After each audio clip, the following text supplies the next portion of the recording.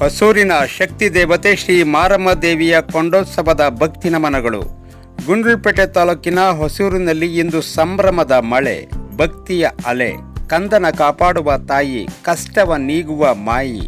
ನಮ್ಮೂರಿನ ಗ್ರಾಮ ದೇವತೆ ಶ್ರೀ ಮಾರಮ್ಮ ದೇವಿಯ ಹಬ್ಬದ ಸಡಗರವಿದೆ.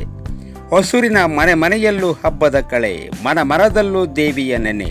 ಇಡೀ ಗ್ರಾಮವೇ ಒಂದಾಗಿ ಪ್ರೀತಿ ವಿಶ್ವಾಸದಿಂದ ಆಚರಿಸುತ್ತಿರುವ ಈ ಸುದಿನಗಳಲ್ಲಿ ತಾಯಿಯ ಕೃಪೆ ಎಲ್ಲರ ಮೇಲಿರಲಿ. ನಾಳೆ ಮುಂಜಾನೆ ಪವಿತ್ರವಾದ ಬ್ರಾಹ್ಮಿ ಮುಹೂರ್ತದಲ್ಲಿ ಭಕ್ತಿಯ ಪರಾಕಾಷ್ಠೆಯಾಗಿ ಕೊಂಡೋತ್ಸವದ ಜರುಗಲಿದೆ. ಕೆಂಡದ ಹಾದಿಯಲ್ಲಿ ದೇವಿಯ ನಾಮಸ್ಮರಣೆ ಮಾಡುತ್ತಾ ಸಾಗುವ ಆ ದೃಶ್ಯ ನಯನ ಮನೋಹರ ಹಾಗೂ ಭಕ್ತಿ ಪರವಶ. ನಂಬಿದವರ ಕೈ ಬಿಡದ ತಾಯಿ ಹೊಸೂರಿನ ರಕ್ಷಕಿಯಾಗಿ ಸದಾ ಹರಸಲಿ. ಭಕ್ತಿಯ ಈ ಉತ್ಸವ ಎಲ್ಲರ ಬಾಳಲ್ಲಿ ಸುಖ, ಶಾಂತಿ ಮತ್ತು ಸಂತೋಷವನ್ನು ತರಲಿ. ಸ್ಥಳ ಹೊಸೂರು, ಗುಂಡ್ಲುಪೇಟೆ. ಬನ್ನಿ, ನಾವೆಲ್ಲರೂ ಒಂದಾಗಿ ದೇವಿಯ ಆಶೀರ್ವಾದ ಪಡೆಯೋಣ.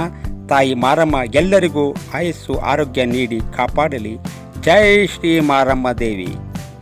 ನಾಲ್ಕಾಬೀದಿ ಜನಗಳು ಸೇರಿ ನಮ್ಮ ಗ್ರಾಮ ದೇವತೆ ಹಬ್ಬನ ಆಚರಿಸ್ತಾ ಇದ್ದೀವಿ. ಅಣ್ಣ ನಮಸ್ಕಾರ. ನೋಡಿ, ಪ್ರತಿ ವರ್ಷದಂತೆ ಗುಂಡ್ಲುಪೇಟೆ ಹೊಸೂರಿನಲ್ಲಿ ಅದ್ದೂರಿಯಾದಂತಹ ಮಾರಮ್ಮನ ಜಾತ್ರಾ ಮಹೋತ್ಸವನ ಅದ್ದೂರಿಯಾಗಿ ಮಾಡ್ತಾಯಿದ್ದೀರಿ. ಹಾಗಾಗಿ ಈ ಒಂದು ಹಬ್ಬದ ಒಂದು ಹಿನ್ನೆಲೆ ಮತ್ತು ಈ ಕೊಂಡ ಮಹೋತ್ಸವನ ಎಷ್ಟೊತ್ತಿಗೆ ಆರಂಭ ಮಾಡ್ತೀರಿ, ಹೇಗೆ ಹಬ್ಬವನ್ನು ಆಚರಣೆ ಮಾಡ್ತೀರಿ? ಇಲ್ಲಿ ನಮ್ಮ ನಾಲ್ಕಾಬೀದಿಯ ಯಜಮಾನರುಗಳು, ಎಲ್ಲ ಜನಾಂಗದ ಮುಖಂಡರುಗಳು ಎಲ್ಲ ಸೇರಿ, ಎಲ್ಲ ಕುಲಸ್ಥರು, ನಮ್ಮ 4 ಜನಾಂಗಗಳು ಎಲ್ಲ ಜನಾಂಗಗಳು ಸೇರಿ ಇದನ್ನು ಅದ್ದೂರಿಯಾಗಿ ಮಾಡ್ತಾ ಇರೋದು. ಇದನ್ನು ವರ್ಷ ಬೆಳ್ಳಿ ಗಣಪತಿ ನಮ್ಮ ಇಲ್ಲಿ ಅರ್ಚಕರು, ಗ್ರಾಮದವರು ಅವರು ಬೆಳ್ಳಿ ತಾಯಿನ ಮುಖವಾಡ ಮಾಡಿಸ್ಕೊಟ್ರು. ದೇವಸ್ಥಾನನೂ ಅವರೇ ಇದನ್ನು ಎಲ್ಲ ಕಟ್ಟಿಸ್ಕೊಟ್ರು. ಇದನ್ನೆಲ್ಲ ನಮ್ಮ ನಾಲ್ಕಾಬೀದಿ ಯಜಮಾನರುಗಳು ಎಲ್ಲ ಮುಖಂಡರುಗಳು ಸೇರಿ ಇದನ್ನು ನಾವು ಮಾಡ್ತಾ ಇದ್ದೀವಿ.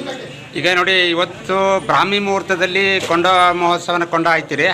ಹಾಗೆ ನಾಳೆ ಎಷ್ಟು ಗಂಟೆಗೆ ತಾಯಿಯ ಒಂದು ಉತ್ಸವವನ್ನು ಮೆರವಣಿಗೆನ ಇದು ಮಾಡ್ತಾರೆ? ಇಲ್ಲೇ ಬಂದು ಪೂಜೆ ಮಾಡಿಸ್ಕೊಂಡಿರ್ತಾರೆ. 4:30 6 ಗಂಟೆ ದೇವ್ರ ತರೋದು, ಕೊಂಡ ಆಯೋದು, ಆಮೇಲೆ ತಂಪನ ಪೂಜೆ ಮಧ್ಯಾಹ್ನ 12 ಗಂಟೆವರೆಗೂ ನಡೆಯುತ್ತೆ.